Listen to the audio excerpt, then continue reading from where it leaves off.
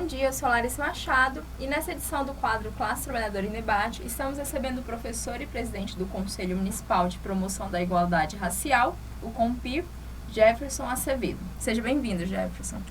Obrigado, Larissa. Olá a todos. Estou muito feliz de estar aqui e agradeço mais uma vez pelo convite. Certo. Jefferson, na próxima dia 13 de maio se comemora a abolição da escravatura no Brasil.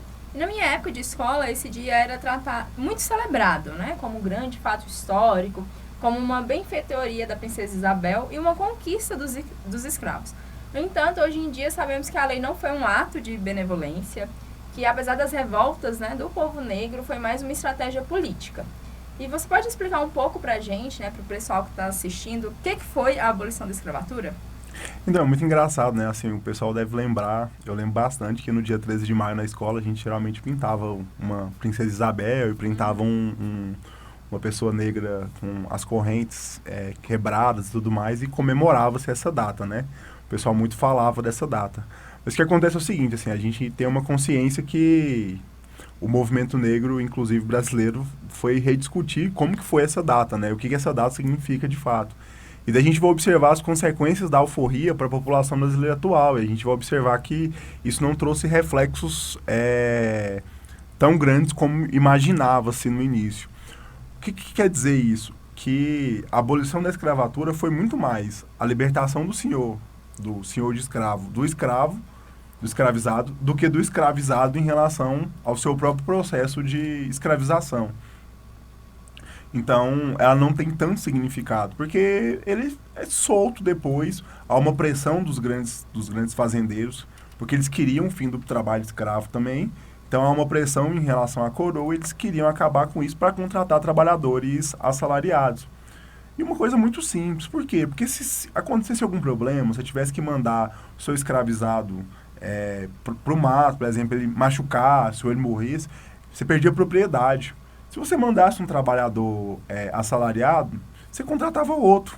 Então, assim, a lógica era muito econômica, né? Então, quando acontece a alforria, não há indenização em relação à população, que é jogada a esmo. Então, a gente tem a construção de grandes conglomerados periféricos, né? A população vai ocupar morros, somente nas principais cidades, porque não tinha local de habitação e tudo mais de saneamento. Então, você tem uma série de consequências em relação ao fim da escravização da população brasileira. Por quê? Porque é feito completamente errado. Não há indenização em relação à população escravizada, e os fazendeiros que também queriam uma indenização, porque eles entendiam que é a propriedade, eles perderiam a propriedade, também não são indenizados. Então, no final, a coroa não agrada os fazendeiros, que ficam muito digamos, chateados com isso, né? Que logo depois, pra você ter ideia, a alforria é dada em 1888. Um ano depois você tem a queda do Império e o Brasil vira república. Então, a elite fazendária também não se agrada com isso e apoia, inclusive, a mudança de regime. E a população escravizada naquele momento que ganha alforria, mas não tem onde trabalhar, não tem o que fazer, também fica jogado a esmo. E a gente tem uma nova discussão na reconstrução do Brasil enquanto problema social. Certo. E isso reflete bastante nos dias de hoje, né? Drasticamente. Se observar que uma massa de trabalhadores que estavam nas fazendas, que passaram a vida toda fazendo aquilo, são largadas e não conseguem arrumar emprego. E daí tem uma coisa interessante, né? Tem um autor chamado Abdias Nascimento que ele traz uma coisa muito importante para a gente pensar. Por exemplo, a Constituição de 1824, que ainda é o Brasil Império, a gente tinha escravização, não tinha proibição do voto do analfabeto. Já a Constituição de 1800, que veio em 1891, né, que depois que o Brasil se transforma em república, poucos anos depois da libertação dos escravos, vem a proibição do voto do analfabeto, justamente para proibir essa população que tinha ganhado a alforria de poder participar do processo eleitoral.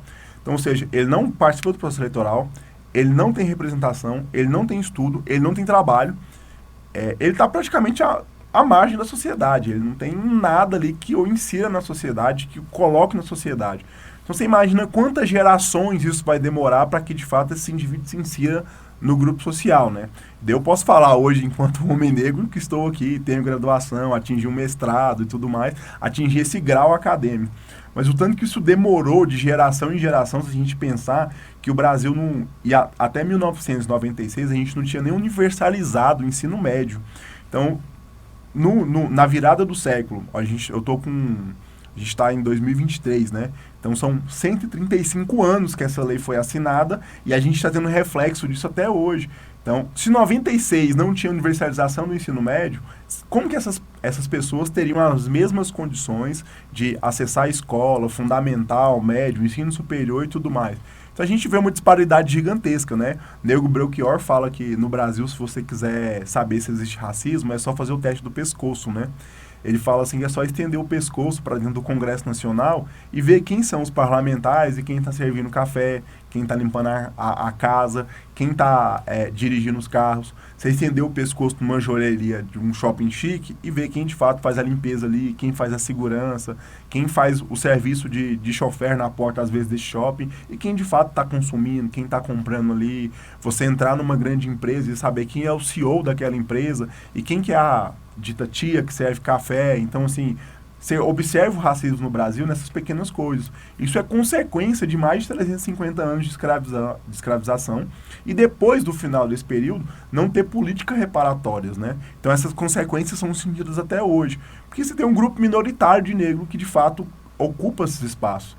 E a gente começa a discutir isso, né, agora com políticas reparatórias, as cotas, né? As cotas nas universidades, as cotas no serviço público, que busca trazer uma reparação histórica com isso, né? A gente tentar construir condições desiguais de reparação, porque a condição social é desigual, né? E daí uma ressalva tem que ser feita aqui, toda vez que a gente fala de cotas, né? As cotas nunca discutiu capacidade técnica, a capacidade intelectual do negro em relação às demais população brasileira. Não está isso. Entre o branco e o não branco. Não é capacidade intelectual. A discussão sempre foi capacidade social. A gente tem uma massa de negros que, de fato, estão fora do sistema educacional, que às vezes não conseguem terminar o ensino médio, há uma disparidade social no Brasil.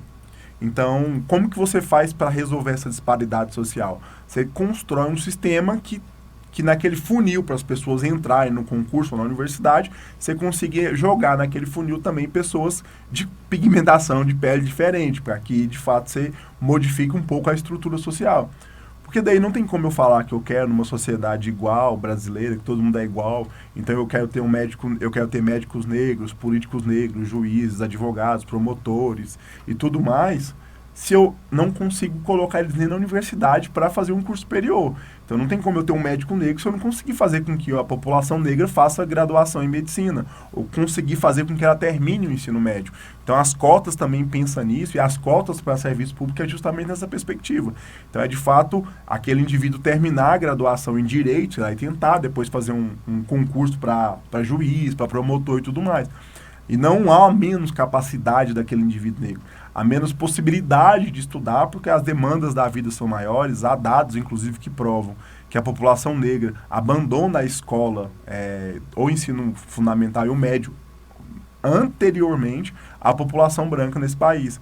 Por que isso acontece? Vários fatores. Ter que trabalhar, sustentar a casa, às vezes uma casa com vários irmãos, às vezes abandono parental. Então, tudo ele tem que se virar, às vezes, ali. Muitas das vezes a escola é abandonada, ele tem um tempo maior, demora um tempo maior para concluir a educação básica no Brasil. Certo. Era uma coisa que eu ia falar, né, das cotas. E é isso, as pessoas, né, por falta de conhecimento e por falta desses debates que estamos fazendo aqui, elas pensam que é isso. Então o negro não tem a capacidade intelectual de entrar numa universidade. E não é isso. As cotas é uma reparação histórica, né, que tem muito a ver com abrir um espaço para que essa pessoa adentre esses lugares, né, essas instituições. Não, justamente. Não tem como você pensar no processo, num país que tem 523 anos, você pensar que quase 350 anos desse tempo foi de escravização, que não teria consequências.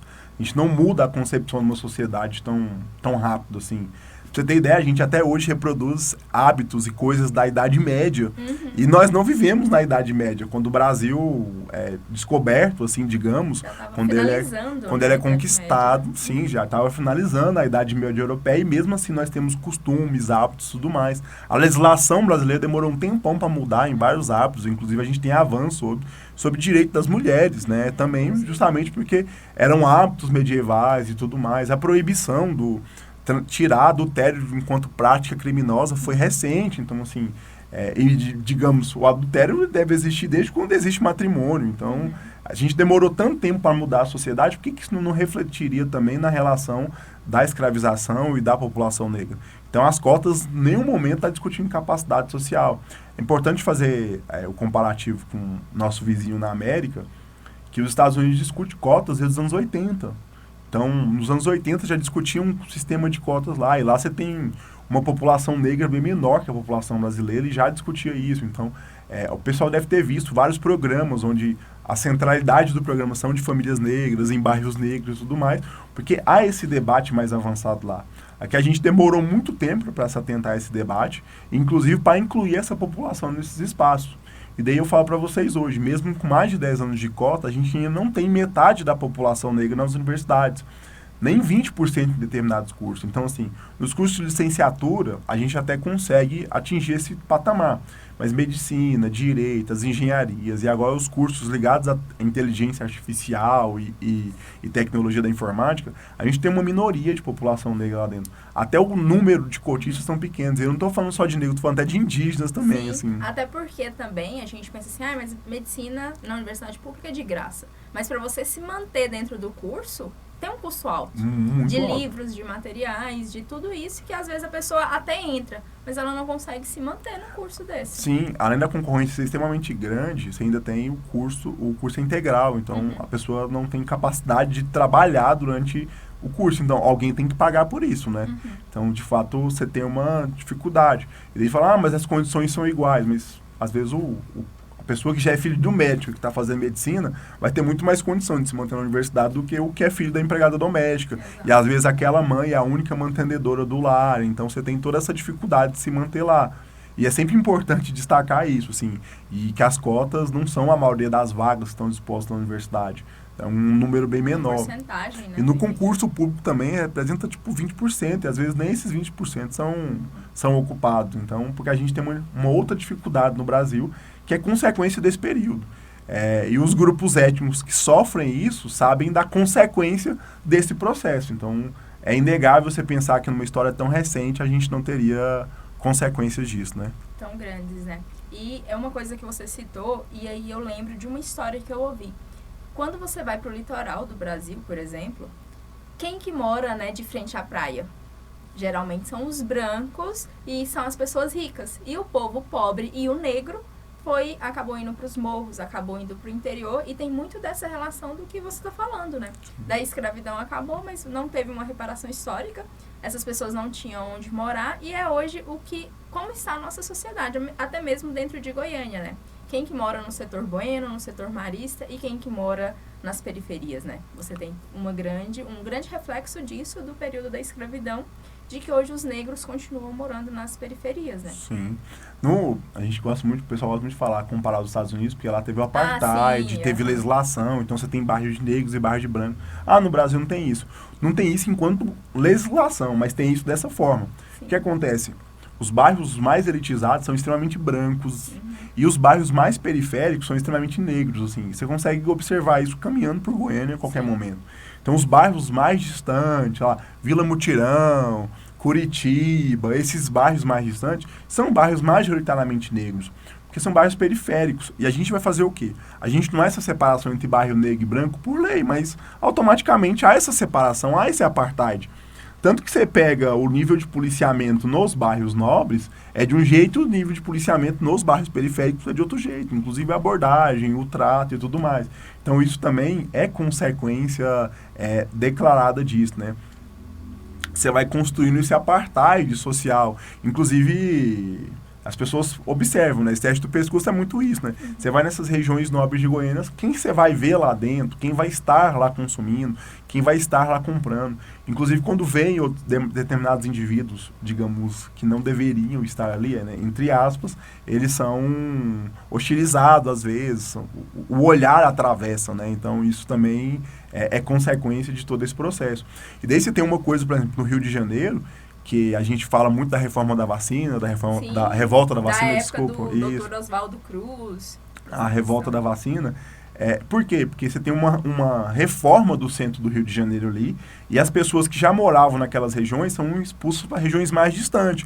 Então, assim, a região mais rica do Rio de Janeiro, próximo da praia, de fato vai ganhar esse lobby imobiliário, que vai para a galera mais endinheirada, que era branca, e a galera mais pobre, né, que estava em algumas regiões no centro do Rio, com a reforma do centro do Rio de Janeiro, eles vão ser mais expulsos para as margens da cidade, mais para distante do centro. Inclusive, alguns morros vão ser desocupados, né? Logo depois, na época de Getúlio Vargas, inclusive o Morro do Castelo, eles derrubam o morro e tudo mais para reorganizar. E as pessoas moravam naqueles morros, né? Eles moravam... Até porque se você pega a geografia do Rio de Janeiro, é um local com morros, né? Então, se você expulsa as pessoas pobres ali da região da praia, elas vão ter que ir para os morros, né? Justamente. Tem muito essa questão. E aí a gente começou a falar de reparação histórica, falou das cotas. E assim, hoje em dia, quais têm sido as pautas do movimento negro e principalmente do Conselho Municipal de Igualdade Racial? Então, o Conselho é uma entidade que busca fiscalizar, propor e acompanhar o poder público, né?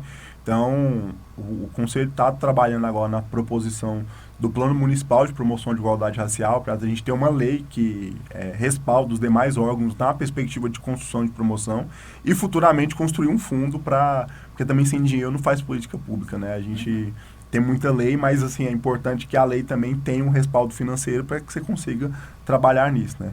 O movimento negro como um todo, a gente volta para um debate, porque a gente teve um tempo de retrocesso, então a gente avança em relação às cotas, avança nesse debate na universidade e vem um tempo de retrocesso, né? Por exemplo, a antiga gestão da Fundação Palmares fazia uma comenda para a Princesa Isabel, né? Que era completamente contra o que o movimento negro é a favor, né? Inclusive, a gente discutiu o 20 de novembro, né? O movimento negro não reconhece o 13 de maio como um momento de alforria, de fato, justamente por esse percalço histórico do que virou a população negra depois, mas o movimento negro respalda o 20 de novembro, que é o aniversário da morte de Zumbi de Palmares, né? Ele foi assassinado em 1695, era um grande líder contra o processo escravagista, então a gente respalda o 20 de novembro. Por quê? Porque há uma luta anterior, há toda uma disputa do movimento negro, há toda uma revolta das pessoas que estavam escravizadas, há uma revolta também dos que conseguiam se alforriar e estudavam para isso. A gente pode citar Luiz Gama, que consegue alforriar mais de 500 negros através do processo legal, né? Então, assim, ele era um rábula, né? Porque ele não consegue, de fato, se formar em advocacia, mas entende muito de leis e consegue ajudar nesse processo. Então, você tem toda uma luta da população negra e da população escravizada naquele momento para conseguir a alforria. Depois tem toda uma luta do movimento negro no século XX para conseguir o que a gente chama de cotas hoje, para reconhecimento, até que a gente chega um momento que o Estado brasileiro reconhece que ele é racista. E o Estado brasileiro reconhece que ele é racista quando ele cria uma lei de racismo. Isso só vai acontecer em 1989, com a Lei Calou. Então, assim, isso é muito importante para a gente pensar que há uma luta de todo o movimento negro e a Princesa Isabel não assinou a lei de alforria porque ela era boazinha ou porque ela queria, de fato, o bem para a população negra naquele momento. Há uma pressão política para aquilo. E o Brasil Império ganha muito com a escravização, o Brasil Império desenvolve muitas teorias racistas e o Brasil desenvolveu muito isso. Então, o 20 de novembro é muito para lembrar também, assim, que a população negra de fato se organizou, estava num processo de luta contrário a isso, e que nossas conquistas advêm desse processo, advêm de morte, de sangue também, das pessoas que vieram antes. Então, assim, esse que vos fala só está aqui agora, tendo a oportunidade de falar e disseminar esse conhecimento que eu adquiri nas universidades, graças a quem veio antes de mim, graças a Zumbi de Palmares, que lutou para que de fato eu tivesse liberdade, graças à revolta dos malês e todas as revoltas que aconteceu durante o Brasil colonial e o Brasil imperial, graças a todos os intelectuais que vieram no século XX, o próprio Abdias mesmo, que lutou, foi exilado e construiu várias teorias para discutir a realidade social da população negra brasileira, Lélia Gonzalez e mais um monte de intelectuais que vieram, que debateram isso, e já nos anos 2000, né, enquanto eu ainda era aluno de médio e fundamental, tinha parlamentares discutindo a construção de lei de cotas para garantir acesso e permanência, tanto minha quanto de vários outros jovens negros que estavam na periferia desse país, na universidade. Certo. Então, nosso programa está chegando ao fim, Jefferson. Quero agradecer sua presença e convidar, né, para que você retorne outras vezes para a gente debater esses assuntos, né? Fico à disposição, estou sempre de portas abertas a convites, assim, eu gosto muito de falar sobre essa temática, tenho total disposição de falar sobre isso, enquanto estiver na frente do conselho também, vamos tentar construir mais políticas e mais fomento de promoção de igualdade racial no município de Goiânia e no estado de Goiás, e se a gente puder contribuir mais ainda, assim, no Brasil. Até mais, obrigado. Certo, esse foi mais um programa Plantão Ecetista, voltamos na próxima semana.